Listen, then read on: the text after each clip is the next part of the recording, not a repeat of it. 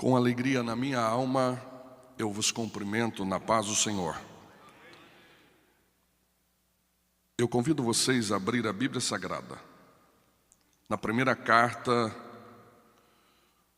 que Paulo escreve ao mais jovem obreiro, Timóteo, a segunda carta e o capítulo 1, versículo de número 1 e o versículo de número 2.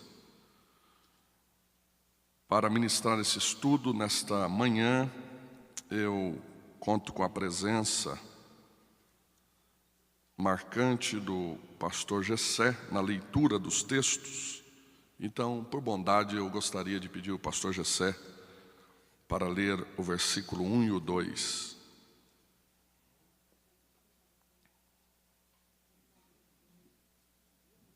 Segunda Timóteo, capítulo 1, versículo 1 e 2. A página é a 132 da tua revista. Som aqui para o pastor Gessé.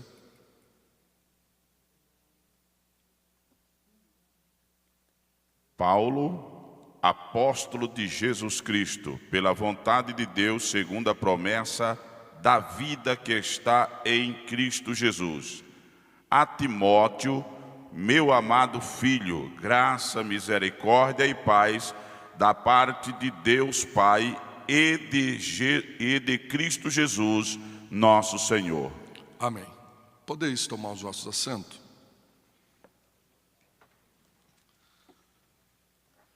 Queridos obreiros que militam na seara do Mestre, para mim é um privilégio estar mais uma vez ocupando esta tão sagrada tribuna e tenho o privilégio de ministrar mais um ano na Escola Bíblica de Obreiros do nosso ministério, sendo que este ano completa 11 anos que eu estou falando nessa escola. E nesta oportunidade eu quero com muita alegria agradecer a Deus pela vida do nosso pastor José Wellington Bezerra da Costa, que tem nos abençoado e tem acreditado nesta nova geração de pastores e obreiros que servem ao Senhor. Eu também sou grato a Deus pela vida do pastor José Wellington Costa, que Deus continue sendo abençoado pela vida do pastor do Wellington, este servo do Senhor, pastor presidente da nossa CGADB, e nesta oportunidade também eu quero parabenizá-lo ao lindo trabalho e a atenção que tem dado ao público jovem, inclusive fazendo o lançamento agora do Teologizando, dia 29, né?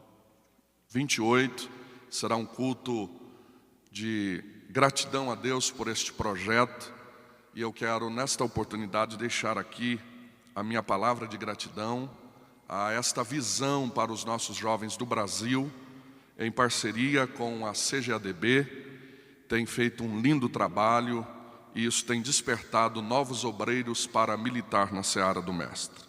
Parabenizo também o pastor Neto, que é o coordenador geral da Juventude do Brasil, e toda a equipe, que envolvida está neste projeto, e eu tenho o privilégio de poder também fazer parte do impactar em alguns eventos ministrando, e eu tenho visto um despertamento dos nossos jovens. E eu louvo a Deus pela vida do nosso pastor, que tem feito isto com muito carinho e tem ouvido a voz de Deus através desta atitude. Deus abençoe, pastor, pelo tão lindo trabalho que tem prestado. E nesta oportunidade também eu quero agradecer a Deus pela vida dos obreiros ali de Mirante, do Paranapanema, que nos acompanha, nosso vice-presidente, pastor Isaías Márzio, os demais obreiros, o pastor Alex Roriz, nosso tesoureiro, e outros obreiros que nos servem ali, têm feito parte desta caravana que tem cooperado na escola bíblica. Agradeço a Deus pela vida dos pastores que já ministraram esta manhã. Pastor Samuel, da França, Deus abençoe. É uma alegria ouvi-lo e conhecê-lo. Deus seja louvado também pela vida do pastor Roberto Santos, este mestre que é nosso amigo, companheiro de longa data. Querida igreja, vamos meditar num texto e esta mensagem Deus tocou no coração um dia conversando com o pastor Aloísio Reis Mendes, que é o pastor presidente da nossa igreja em Hortolândia. E ele disse para mim: Reginaldo, você é um jovem pastor, por que você não escreve algo do jovem obreiro Timóteo? E eu creio que você vai ter uma inspiração para escrever alguma coisa sobre Timóteo. E traga aí alguns desafios que você mesmo vive, pautado na história de Timóteo. Então, através desse pensamento, eu comecei a meditar e Deus me deu esse texto e nós vamos falar alguma coisa aqui sobre este texto. Eu também agradeço a Deus pela vida dos pastores amigos que temos aqui. Tem uma linda caravana lá de Passos, Minas Gerais, nossa terra. Pastor Nivair, um amigo. Deus abençoe os demais obreiros ali. Estou feliz aqui de ver o pastor Isvan, representando o pastor Paulo Bernardo, lá de Carapó, né? Aparecido está aí, missionário Sérgio. Carapó é uma cidade que eu aprendi a amar, e que pena que o pastor Paulo não está. Pastor José Wellington, pastor Paulo Bernardo, sofreu uma grande complicação no seu coração, mas está recuperando. E ele estava marcado para estar aqui com essa linda caravana, mas não foi possível. Mas os obreiros vieram. O Isvan é genro do pastor Paulo e representa muito bem os nossos irmãos. Que Deus continue abençoando vocês. Querida igreja, eu quero pensar com vocês um comportamento aqui, antes de entrar no texto. Eu fico analisando e vendo que a unção, o ato de ir, de fazer alguma coisa para Deus, que Deus nos presenteou, se nós não tomarmos cuidado, nós podemos nos complicarmos. E eu vejo isso até na igreja primitiva. Aliás, o modelo que Jesus discipulou é um modelo muito lindo, né? Porque o modelo que Jesus nos ensinou foi que Ele treinou, discipulou o seu grupo de obreiros 3 anos e meio, para depois enviar o Espírito Santo.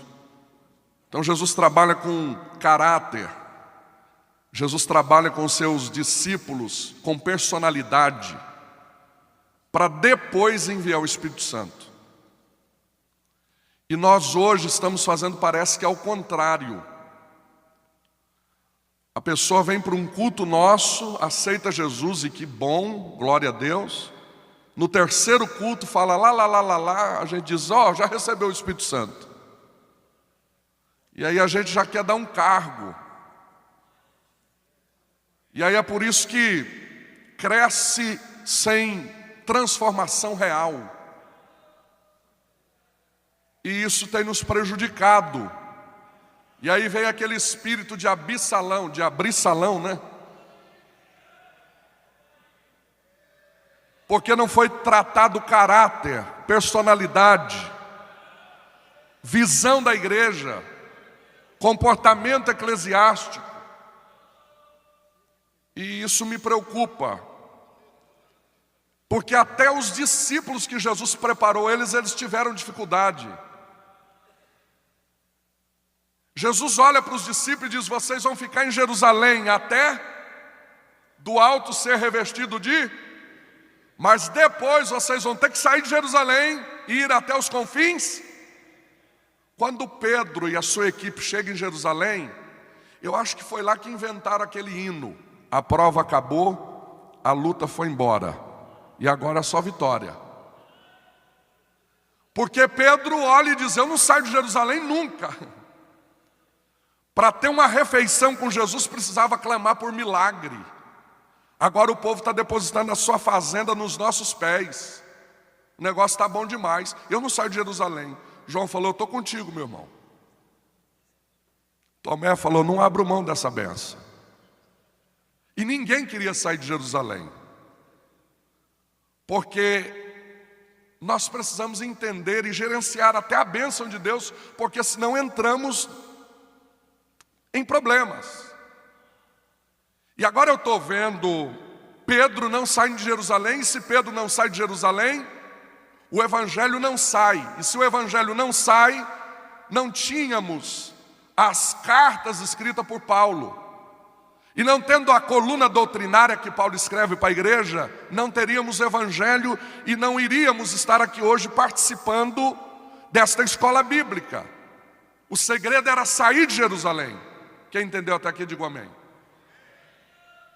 Mas, como diz lá em Minas, ninguém pega Deus de calça curta.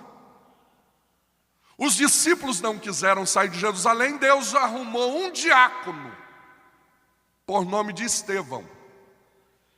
E disse assim: se eu dar uma mensagem para você pregar, você prega? Ele falou: eu prego, mas não pode ser na sede. Tem que ser na praça.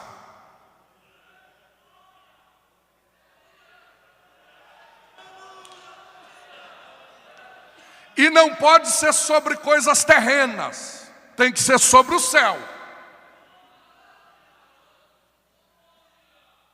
E aí o Estevão disse: se o senhor me dá a mensagem, eu prego. Mas tem que ser de manhã à tarde à noite. De manhã à tarde à noite. De manhã à tarde à noite. E o Estevão vai para a praça pregar. E ele começa a pregar sobre céu. E mensagem sobre o céu às vezes incomoda. Porque o povo não quer mais ouvir mensagem sobre o céu. Eles querem o toma, receba. Olha o varão chegando aí. Hoje é o dia do teu milagre. E aí ele está pregando sobre o céu. O povo tampa até os ouvidos para ouvir. Está no texto, Atos 7. E conforme ele vai pregando, o céu vai movimentando, porque quando a gente fala de céu, o céu movimenta. Como está o sermão teu? Está movimentando o céu? E aí conforme ele vai pregando, isso vai deixando o povo incomodado, porque quem é terreno não aceita coisas do céu. E aí cria uma sentença para apedrejar ele. E quando eles estão apedrejando ele, e eu gosto do pregador que prega o que vive, porque ele começa a viver o que ele está pregando. Ele começa a olhar e dizer: gente, me mata logo, porque eu já estou vendo o que eu prego aberto, que é o céu aberto. E aí quando as pedradas vão chegando, pastor Salomão, e ele está quase morto, eles arrancam a túnica dele, a capa dele, e sem perceber, cai aos pés de um jovem por nome Saulo. Capa na Bíblia, nós usamos muito como sinônimo de pecado, só por causa do pecado de Acã. Mas a maioria das capas na Bíblia é sinônimo de transferência de autoridade. Vocês lembram quando Elias está subindo e a capa cai para Eliseu? É porção dobrada, meu irmão. Quando a capa cai aos pés de Saulo, deixa eu pensar, daquele dia no parapeito eterno, Deus ficou de pé e disse: agora o meu evangelho sai de Jerusalém. Agora o meu evangelho sai de Jerusalém. Agora o meu evangelho sai de Jerusalém. Então é isso que acontece. Paulo é o construtor da coluna doutrinária da igreja, escreve 13 cartas, e nós usamos o que Paulo escreve para os nossos cultos de doutrina, para as nossas escolas bíblicas, para culto de ceia, culto fúnebre, casamento e assim sucessivamente. Esse Paulo se torna um marco da história do cristianismo e ele vai agora fazer a sua despedida. E ele está preso, e ele vai orientar o jovem Timóteo, que ele lhe chama de filho. E existem 3 cartas pastorais escritas por Paulo, que é 1 Timóteo, 2 Timóteo e Tito. E foi Tomás de Aquino que identificou e colocou esse nome em cartas pastorais no ano 1200, após a morte de Paulo.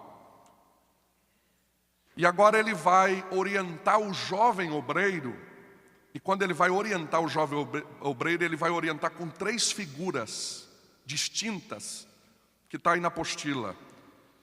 E ele vai aconselhar este jovem. E a primeira, ele vai usar o soldado como figura. Então ele está orientando o jovem e dizendo: olha, a primeira coisa que você tem que entender é que você, para ser um obreiro, você tem que ter um comportamento de soldado. Soldado fala de foco. Você tem que ter um foco. O soldado, o que faz ele militar na sua carreira militar, é o foco que ele tem. Então o obreiro, em primeiro lugar, ele tem que ter foco. A segunda figura que Paulo usa é sobre um atleta. E ele vai dizer sobre o atleta, ele vai dizer assim: olha, com certeza Paulo, ele está vivenciando as Olimpíadas da Grécia, que era muito comum naquela época, e foi lá que começou as Olimpíadas. E ele vai dizer sobre um atleta. Atleta é uma palavra que usa para todo atleta, é disciplina. Então, em primeiro lugar, o obreiro tem que ter foco. Em segundo lugar, o obreiro tem que ter disciplina. O atleta, se não tiver disciplina, é impossível que ele seja bem-sucedido. E o líder também, se não tiver uma disciplina, o fato de você estar aqui esta manhã é uma disciplina. Você se adequou a esta disciplina e é por isso que você está aqui. Então ele vai trabalhando aí. O obreiro tem que ter disciplina, porque quem não submete a dor da disciplina hoje, amanhã vai chorar com a dor do remorso. E a pergunta que não quer calar: você tem disciplina? O obreiro deve ter disciplina na oração, no jejum, na palavra, na administração, na alimentação, no exercício físico e assim sucessivamente. John Maxwell escreveu que o seu sucesso está escondido nos seus hábitos diários. O atleta só será coroado se for disciplinado. A terceira figura que Paulo usa, e eu quero usar nesta introdução, é que ele vai usar a figura de um lavrador. E ele vai dizer: Timóteo, você tem que comparar o teu ministério como um lavrador. E eu acho bonito esta figura de linguagem que Paulo está usando, na pessoa de um lavrador, porque lavrador fala de trabalho. Então ministério, se você acha que vai vir para o ministério para dormir até mais tarde, você está equivocado. Paulo está dizendo: Timóteo, obreiro é trabalho. Obreiro tem que trabalhar. Obreiro tem que trabalhar. Tem alguém aí? Então, outro detalhe, eu vim do campo, meu pai mora no sítio até hoje, e eu sei um pouquinho, porque eu já colhi café, já quebrei milho, já trabalhei no campo, cortei arroz, e o que me encanta do lavrador no campo é que além de ter que trabalhar, ele tem que ser paciente, porque ele não planta hoje para colher amanhã. Então o obreiro, Paulo está dizendo: Timóteo, não é da noite para o dia. Jacó mesmo teve uma visão que quando Deus iria abençoar ele, ele está subindo uma escada. Ministério não chega de elevador. Ministério você não vem hoje só porque casou com a filha do presidente e amanhã quer ser pastor. Ministério tem que ter disciplina, tem que trabalhar, é a longo prazo. Dirigir uma congregaçãozinha hoje que ninguém deu nada, mas ali é a tua plantação. Amanhã você vai subindo no ministério, vai subindo, tem que ter um tempo. O lavrador não planta hoje para colher amanhã. Quem está entendendo? Lavrador tem que esperar o tempo. Quem entendeu até aqui? Vai ficar mais fácil agora. E aí Paulo vai orientar Timóteo, e eu comecei a fazer uma biografia de Timóteo que eu achei encantador. E outra coisa interessante é que Timóteo foi um dos improváveis da Bíblia. Por que improvável? A Bíblia é repleta de histórias de pessoas improváveis, daqueles que não poderiam estar onde estão, daqueles que não poderiam ser o que são. Eu acho encantador isso. Eu encontro na Bíblia pelo menos 3 fatos de que mostra que Timóteo foi um improvável. Então esta manhã, quem sabe você entrou aqui dizendo assim, mas eu não sei onde começar, eu nem sei, às vezes tem hora porque eu estou no ministério, é porque você é um improvável igual eu. Descansa, a Bíblia é repleta de gente improvável, porque a escolha é de Deus, o negócio é de Deus. Eu tinha tudo para não estar aqui, mas estou aqui. A tua vida, eu comparei a minha vida um dia, acho que foi numa das escolas bíblicas, como um besouro. Vai fazer uma pesquisa do besouro para você ver. O besouro tinha tudo para não voar e voa, pastor Gidaías. Ele não tem peso, não tem areia, ele não tem dinamismo para voar. As asas dele não é compatível, mas o besouro voa. Assim é ministério que Deus chama. Você tinha tudo para não estar aqui, mas está aqui. Você tinha tudo para não ser pastor, mas Deus te escolheu. É a escolha de Deus. É a escolha de Deus. Então o primeiro fato de que Timóteo era improvável é que ele era um obreiro muito jovem. E naquela época tinha que ter no mínimo 50. E Deus escolheu ele. Tem alguém entendendo? O segundo fato de Timóteo ser um obreiro improvável é que ele era tímido. Então aqui pega a gente. Não importa qual é a tua característica, você fica com esse complexo de inferioridade, Deus não vai usar porque eu não sei falar direito. Irmão, quando Deus quer usar, Ele usa quem quer, do jeito que quer, na hora que quer. Eu fico analisando que com Deus é tudo ao contrário, você já reparou? Quem quer Deus não dá, e quem não quer Deus dá. Com Deus é tão ao contrário, porque a lei lá fora é obedecer, a lei lá é ABCD, né? Aqui dentro com Deus é obedecer. Macho lá fora, para ser macho não pode chorar. Aqui dentro, macho, para ser macho tem que chorar e fazer biquinho ainda. Com Deus é o contrário. Eu fiquei analisando, por exemplo, Jacó entrando no Val de Jaboque, entrando aqui, ó, entrando normal, sim ou não? E ele saiu de lá. Parece que eu vejo Raquel olhando, dizendo, tadinho do velhinho Jacó. Entrou andando certinho, está saindo mancando. Parece que eu vejo ele dizendo, fica quieta, mulher. É agora que eu estou andando certo, porque com Deus as coisas é tudo ao contrário. Então a terceira razão, porque foi Deus que escolheu ele, e que ele era um improvável, é que ele era enfermo. E Paulo aconselha ele até tomar medicamento, porque ele era enfermo, mas Deus resolveu escolher. Então nós vamos aqui entrar em algumas lições na vida deste jovem obreiro. Eu até marquei uma frase aqui, que diz assim, Deus não precisa de pessoas habilitadas, Ele precisa de pessoas disponíveis. Vou dizer de novo, Deus não precisa de pessoas habilitadas, Ele precisa de pessoas disponíveis. Então eu quero que o pastor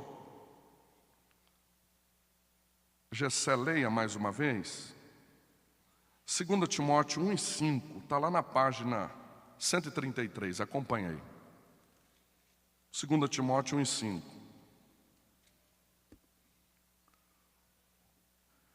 Trazendo à memória a fé não fingida em que há em ti, a qual habitou primeiro na tua vó Lóide e em tua mãe Eunice, e eu estou certo de que também habita em ti.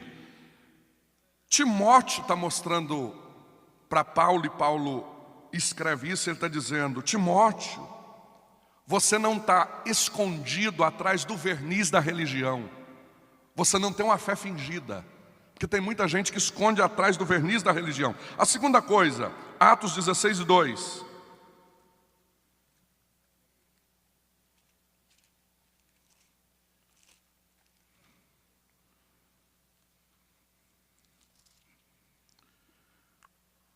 Do qual davam bom testemunho os irmãos que estavam em Listra e em Icônio. Os irmãos davam bom testemunho de Timóteo. Então, bom testemunho. Será que nós estamos dando bom testemunho? Em terceiro lugar, olha aí, 2 Timóteo 2, vamos ler só um versículo. 2 Timóteo 3:10.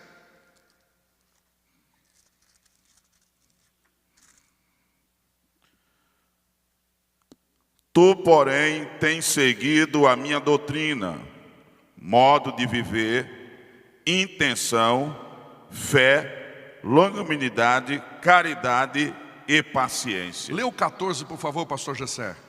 Tu, porém, permanece naquilo que aprendeste e de que foste inteirado, sabendo de quem o tens aprendido. Em terceiro lugar, Timóteo está dizendo que ele tem um coração ensinável. Ele não para de querer aprender. E Paulo dá bom testemunho, porque tem obreiro só porque sabe meia dúzia de palavras em grego, acha que é o gás da Coca-Cola. Obreiro tem que ter o coração ensinável. É por isso que nós estamos aqui esta manhã, um aprendendo com o outro, porque ninguém sabe tudo. Ah, mas eu estou na igreja já há 30 anos aqui, faz 30 anos que eu participo da escola bíblica, você não sabe de tudo ainda. Se Deus quiser fazer uma coisa que você nunca viu, Ele faz, porque Deus é um Deus de coisas novas. Nós temos que ter um coração ensinável. O coração do obreiro tem que ser ensinável. Ah não, eu cheguei no topo agora, eu sou pregador, eu sou dirigente de um campo, de uma congregação, eu não dou nem aula de escola dominical mais, eu nem vou na escola dominical mais. Irmãos, o nosso coração tem que ser ensinável. Timóteo dá esse testemunho, ele diz: eu estou aprendendo todo dia. Agora vamos lá, para o desafio superado na vida de Timóteo. Pergunta: qual é o primeiro desafio? Não, pergunta animado que eu estou animado para responder. Qual é o primeiro desafio? O primeiro desafio que aprendemos está em Atos 16:2. É que Timóteo era um bom filho, apesar da casa onde nasceu. Atos 16:2. Do qual dava bom testemunho os irmãos que estavam em Listra e em Icônio.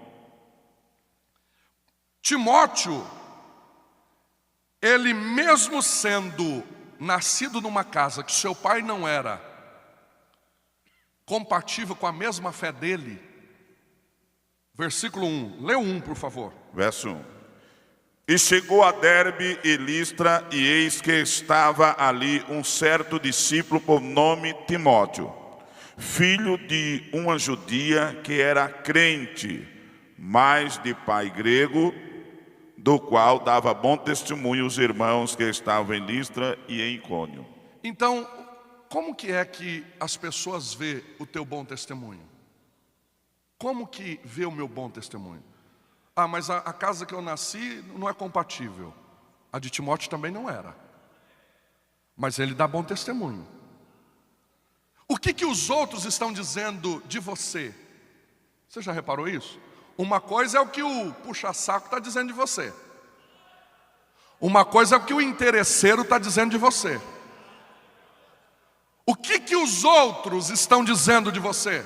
Até Jesus teve esse sentimento. Um dia até Jesus perguntou para os discípulos: quem que eles estão dizendo que eu sou? Aí um diz assim: estão dizendo que o senhor é João Batista. Opa, mensageiro fiel. Estão dizendo que o senhor é Jeremias, quebrantado. Mas aí Pedro pega a oportunidade e diz: eu já vi outra coisa diferente. Estão dizendo que o senhor é o Cristo, o Filho do Deus vivo. Como que é que o povo está dando testemunho de mim? Como que o povo está dando testemunho de você? Mas em segundo lugar, vamos acelerar, que a hora foi. O segundo desafio que Timóteo teve que vencer está lá na página 134, Atos 19 e 22. Isso aqui eu quero parar um minutinho aqui. Atos 19, 22. Atos 19, 22. E enviando a Macedônia 2 daqueles que o serviam, Timóteo e Erasto, ficou com ele por algum tempo na Ásia. Sabe o que eu vejo aqui? Que Timóteo vence a tentação do isolamento. Tem obreiro que não consegue se relacionar com ninguém. Timóteo está dizendo assim: gente, eu compartilho do que Deus tem feito na minha vida.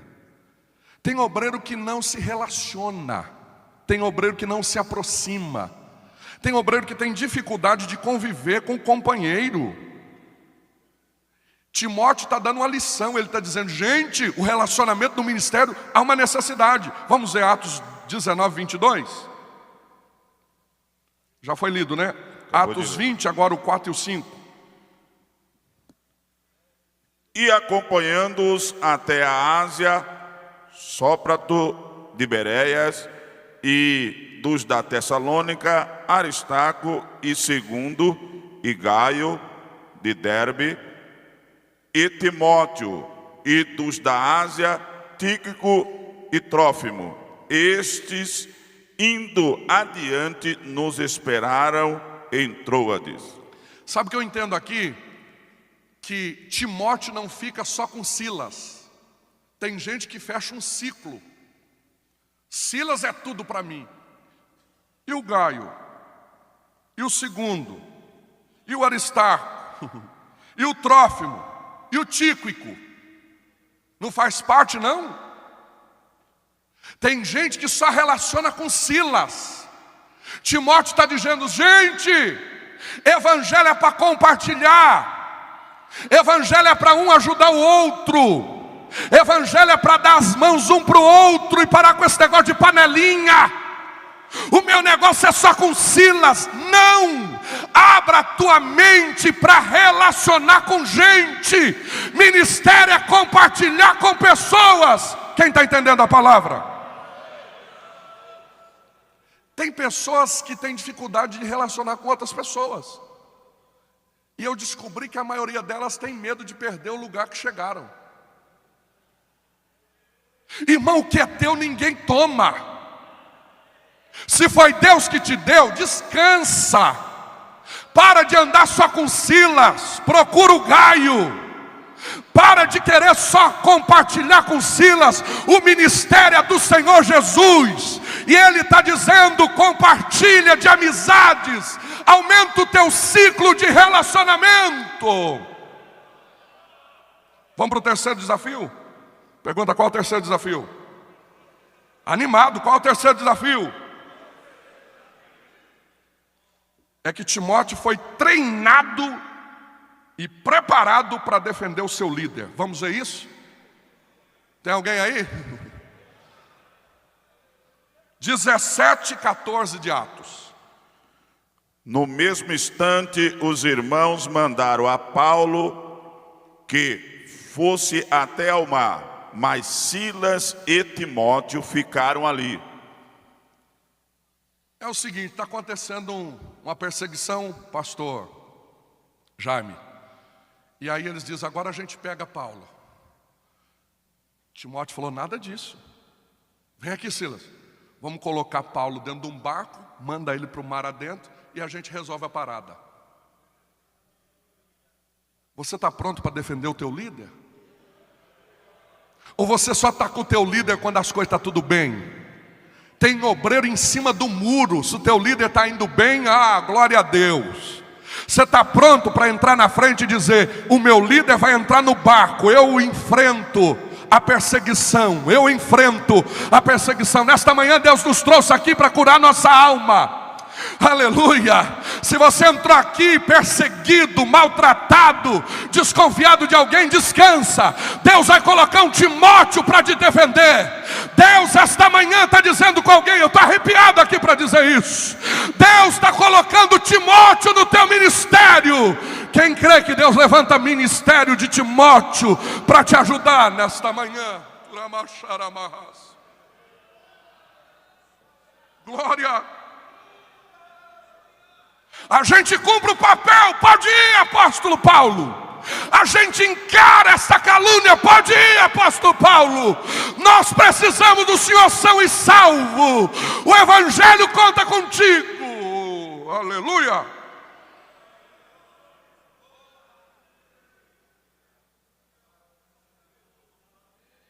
Glória a Deus. Ramacharamaras.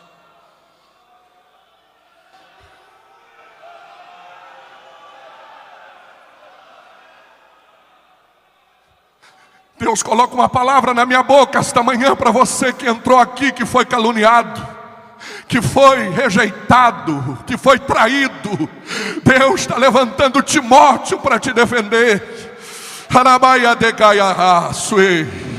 Por mais que não seja alguém que você esperava, pode ser um jovem obreiro, mas vai entrar na causa para te defender. Estou arrepiado aqui. Eu quero pregar para alguém que entrou aqui esta manhã, que foi frustrado, alguém te decepcionou na caminhada. Deus está levantando um jovem lá naquela igreja para te defender. Eu sei quando eu estou ensinando, eu sinto quando eu estou pregando, mas eu também recebo quando eu estou profetizando. E esta manhã Deus te trouxe aqui para te dizer: descansa a tua alma, tem um Timóteo preparado que vai te defender quando você precisar. Aleluia. Em quarto lugar, e a hora está indo, e eu aprendi com meu pai que é melhor deixar o povo com sede do que matar afogado. Aleluia. Em quarto lugar, o quarto desafio deste obreiro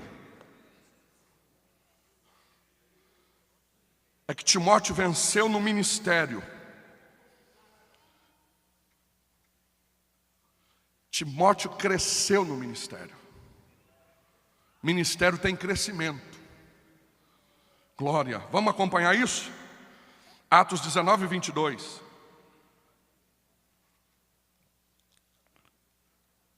Já foi lido? Pode ler de novo.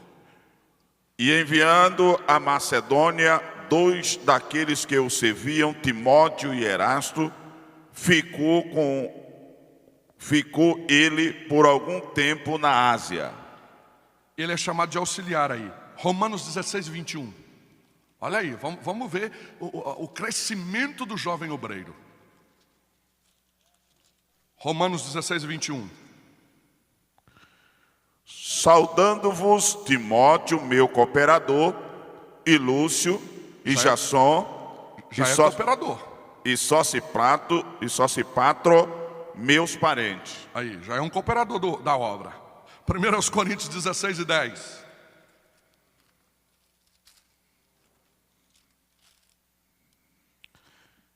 E se for Timóteo, vede que esteja sem temor convosco, porque trabalha na obra do Senhor, como eu também. Está trabalhando do lado de Paulo, está crescendo sim ou não? Vamos mais uma. 2 Coríntios 1 e 1. Paulo, apóstolo de Jesus Cristo, pela vontade de Deus, e o irmão Timóteo, a igreja de Deus, que está em Corinto, com todos os santos que estão em toda a Acaia. Considerado irmão de Paulo, está crescendo no ministério ou não está? Está crescendo ou não está? Está crescendo ou não está? E aí, você está crescendo no ministério? 1 Tessalonicenses 3 e 2.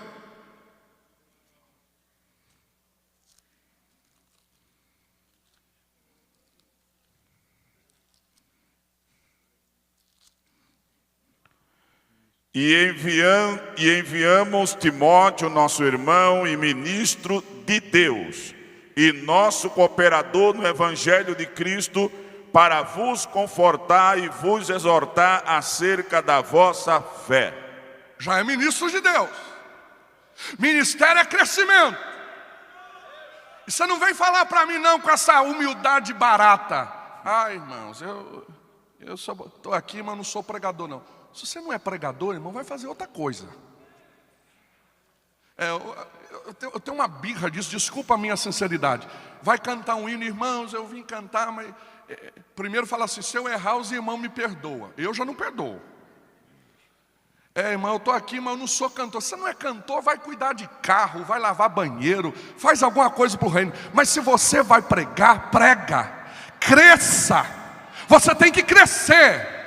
Ministério tem que ter crescimento. Se você não cresce, você é um anão ministerial. Deus esta noite está dizendo, eu não te chamei para ser um anão ministerial. Não importa onde você está, alguma coisa você tem que crescer. De alguma maneira você tem que crescer, porque o Espírito de Deus produz crescimento. Mas o lugar que eu estou é pequeno. O lugar que você está é pequeno, mas a tua visão não pode ser pequena. Aleluia. Obreiro tem que ter crescimento. Obreiro tem que crescer. Timóteo crescia. Vamos para a quinta. Vou acelerar. Pergunta qual a quinta lição? Não, animado. Qual a quinta lição? É que o que Paulo mostra para nós, que Timóteo tinha retidão nas suas palavras. Isso aqui eu acho encantador, pastor José Wellington, nosso pastor. Porque tudo que Timóteo disse virou doutrina. Será o que eu estou dizendo pode virar doutrina? O que você está dizendo, será que pode virar doutrina amanhã? Qual que é a tua fala? Hein? O que Timóteo dizia, Paulo dizia, esse menino é reto nas palavras. Virou doutrina, nós pregamos sobre isso. Que as minhas palavras possam ser retas diante de Deus e diante dos homens. Vamos ver isso, pastor Gessé? Filipenses 2,19. E espero no Senhor Jesus que em breve vos mandarei Timóteo, para que também eu esteja de bom ânimo, sabendo dos vossos negócios. Eu estou mandando Timóteo porque o que ele falar se cumpre. Ele é meus ouvidos lá. Será que você está sendo o ouvido do teu pastor lá na congregação? Ou você está sendo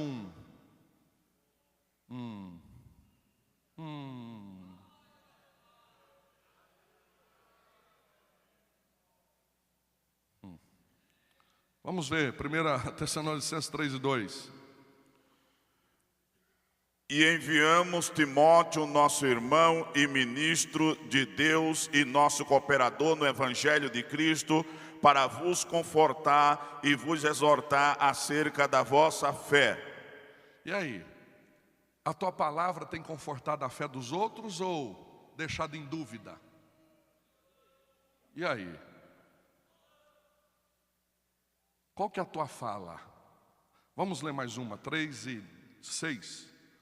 De 1 Tessalonicenses. Vindo, porém, agora Timóteo de vós para nós, e trazendo-nos boas novas da vossa fé e caridade, e de como sempre tendes boa lembrança de nós, desejando muito ver-nos, como nós também a vós.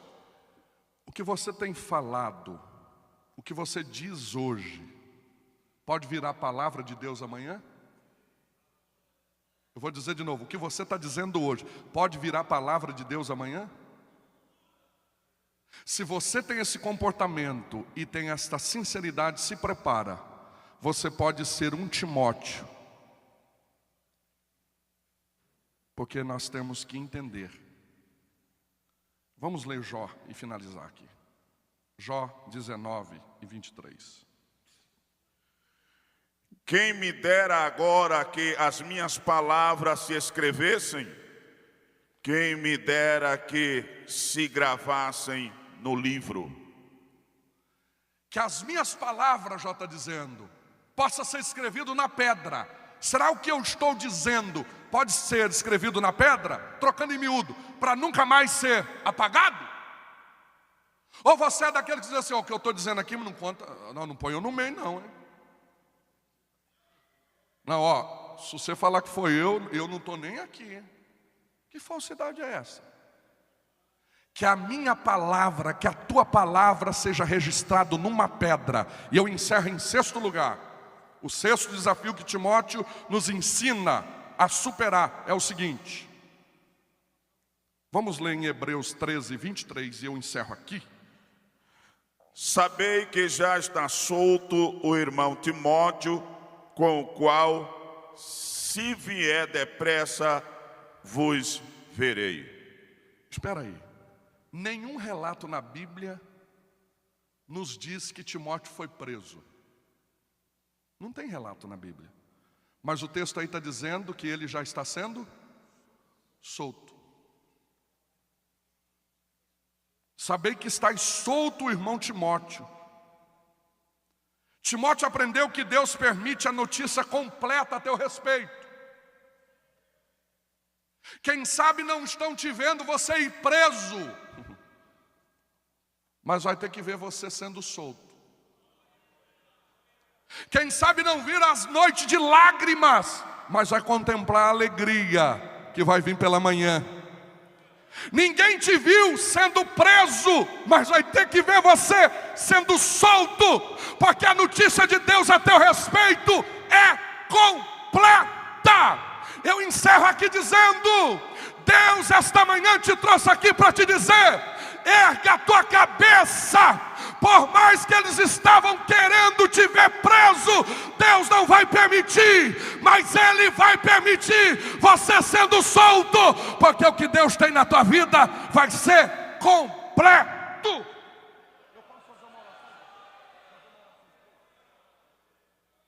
A igreja em pé, com a permissão do nosso pastor. Eu sinto de Deus nesses 2 minutos de fazer uma oração contigo. Eu estou sentindo algo da parte de Deus aqui esta manhã.